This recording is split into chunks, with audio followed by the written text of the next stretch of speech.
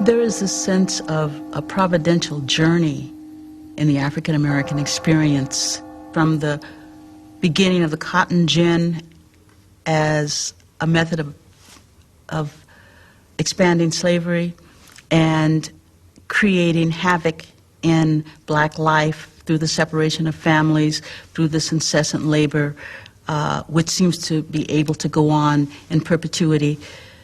For African Americans, it represents a period when their idea of providence is that this is not pleasing in the sight of God. Though black slaves made up only a small fraction of American Christians in the early 19th century, many who converted seized eagerly on the idea of divine retribution. One was a slave preacher named Nat Turner. Turner's actions in the summer of 1831 would force America to face its deepest fears and help a mounting abolitionist movement gain the attention of the nation. While laboring in the field, I discovered drops of blood on the corn, as though it were dew from heaven. And as the blood of Christ had been shed on this earth and had ascended to heaven for the salvation of sinners, it was plain to me that the Savior was about to lay down the yoke he had borne for the sins of men, and the great day of judgment was at hand. Nat Turner. God in the Old Testament often worked through acts of violence and often protected the Israelites through acts of violence. And it was in that tradition that Nat Turner situated himself. He was an avenging Messiah who had come to save his people from the sinfulness of the slaveholding South. Nat Turner was born in the year 1800, the week before Gabriel was hanged.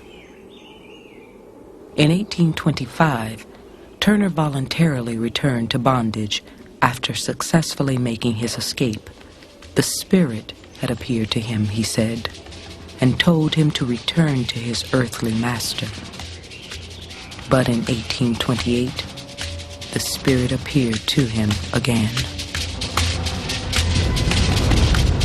I heard a loud noise in the heavens, and the Spirit instantly appeared to me and said, the serpent was loosened, and Christ had laid down the yoke he had borne for the sins of men, and that I should take it on and fight against the serpent, for the time was fast approaching when the first should be last and the last should be first. And immediately the seal was removed from my lips, and I communicated the great work laid out for me to do.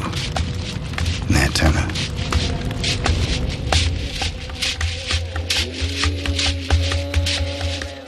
Nat Turner confided his intention, he later explained, to 4 men in whom he had the greatest confidence. It was agreed that they would prepare a dinner, arm themselves, and then begin God's work. The issue here is God made us to be free. God is empowering us to claim this freedom which God has promised to us. And so what we see is that with Nat Turner, the key concept is deliverance. The work of death began on August 21st, 1831, and lasted for 36 hours, as more than 40 slaves joined Turner and his men in open rebellion. In the end, at least 55 white people were dead. An abolitionist newspaper in Boston, The Liberator, reported that whole families had been cut off. Not a mother, not a daughter, not a babe left. Putnam Moore, the young boy who legally owned Nat Turner, was murdered in the bed where he lay sleeping, outside Jerusalem, Virginia. It's horrifying. There were young children who were killed, but you can feel the rage and you can feel the anger, and you can wonder whether slavery ever would have ended without that sort of rage. Nat Turner was hanged and then skinned in 1831. And for the first time, politicians in Virginia seriously considered a plan for abolishing slavery, but couldn't bring themselves to do it. Slavery was the soul of American progress. Without it, many argued, there would be no future.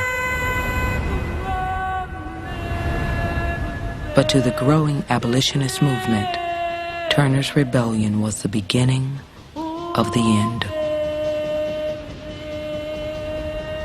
What we have so long predicted has commenced. The first drops of blood, which are but a prelude, have fallen. The first flash of lightning has been felt. The first wailings of a bereavement, which is to cloak the earth, have broken upon our ears. The Liberator, September 3rd, 1831.